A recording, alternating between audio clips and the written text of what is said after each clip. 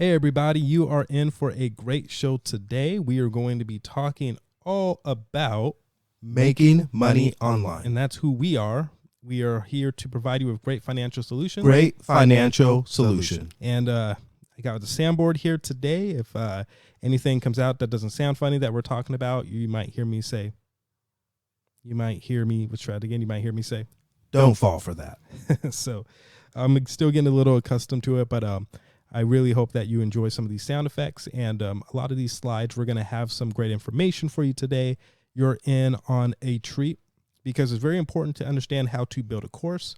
Having a PhD, having owned businesses, and currently owning businesses that involve curriculum, I can tell you from a great wealth of information and experience, it's very important to understand how to build an online course in today's climate. So we're going to talk about some of those basics, and hopefully you can get a great understanding about it, and you can get started and do a little bit of it. Do it. Which will be very helpful for you. So let's go ahead and jump into some of these slides. I'm going to go ahead and read some of them with you. We're going to talk about building an online course. So when building an online course, the first step is to identify your audience. Now, this is crucial because a lot of times people have a hard time niching down. You're really going to want to niche down. This is very important for you to maintain a level of success and excellence. If you're too general, it's going to be really hard for you to be able to focus in on the audience, and it might impact your sales. You'd be far better to have a very niche set for your course versus something very general, usually, unless you really know what you're doing in a general market. But if you niche down, you can really get people what they want and put it in their hands to the right people, and that will make it very easy for you. So if you want a lot less pressure, I would recommend niche down. An audience is a group of people who can relate to and can trust. Building an audience is essential if you want to sell your course. Developing an audience will also help you attract potential students. Make sure you create a course that is valuable and useful to your audience. So that was a lot there. Let's go ahead and unpack some of that. So building an audience doesn't necessarily have to happen overnight, but over the course of time, they should have a level of trust for you. A gentleman that I'm in one of his programs, and I bought a couple of his courses, he has built a great following and audience, and they're all great people, and there's a good community. There's a lot of discussion between us, and it's grown.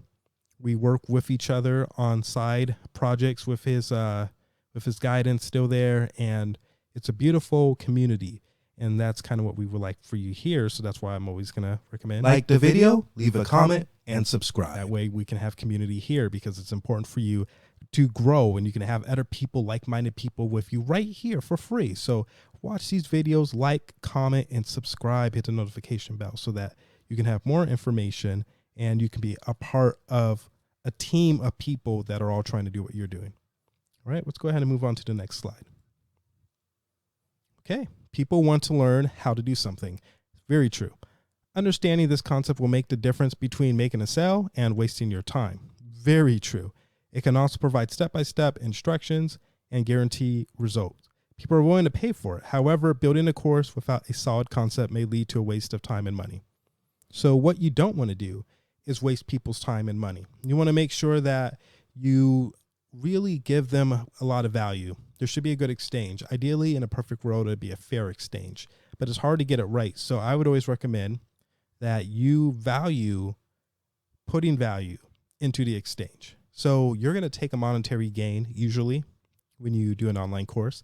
And it doesn't have to be a monetary gain. It can be an email transaction. It could be a generous transaction where you get a smile from it, or you can feel better about it, or you gain a mentorship apprentice relationship, or there's some sort of barter where you're giving up a good in service and they're giving up a good in service, and you're just exchanging that way. Doesn't necessarily have to be a monetary gain, but if you are going the direction of a monetary gain, try to make sure that you walk away and they walk away with an understanding that you put value into this exchange, so that when they leave, they can almost feel like they owe you more monetary return than they've given you. They need to hopefully feel like they owe you more money than what they paid. That means that it's very clear to them, and hopefully also very clear to you, that you gave them great value. So that's something that you do want to keep in mind. Let's go ahead and continue.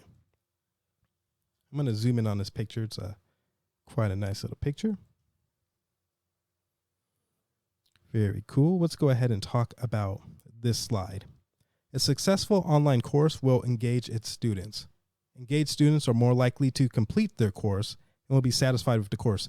This is such an important facet that we got to really stop right here and talk about that. Engagement is really key for people to complete just about anything. As a teacher, I can say if you don't have engagement, the statistic levels of completion are going to be far less than what they would be with engagement. I don't necessarily have the numbers off the top of my head. I thought I did. That's why I paused, but I can tell you they're going to be significantly less than what they would have been with engagement. So always try to keep everyone engaged.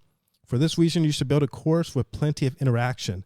Interaction can be a lot of different things. I like interaction that really causes a little bit of a break in between, but still focuses on the material. Let's continue. You can do this by sending updates emails whenever you add new content. It can also be helpful to send a welcome video when you introduce yourself to your instructor. Okay? Introduce yourself as an instructor. Very, very good. Very, very true. Let's go on and move on to our final slide. Ooh, big one. Take a look at the image. Not bad there, right? All right, let's talk about it. Once you have a clear idea of the content you want to cover, the next step is deciding how to present it. You can include multimedia effects and interactive exercises, things like these little sound machines where I'm going to tell you this. Do it. Do This it. is all part of interactive and multimedia elements. Exercises to make your course more engaging and effective. A recent study in Europe showed that courses that included videos, curated content, and micro-learning materials were more successful than those without it. The format you choose will depend on your intended audience, the topic you're teaching, and your passion for it. So all that's very true. Keep in mind, if you have a group of young people, you're probably going to want to go more interactive. If you have a group of older people, you're probably going to want to go a little bit more brick and mortar, back in the days, stuff that is more relevant for their generation.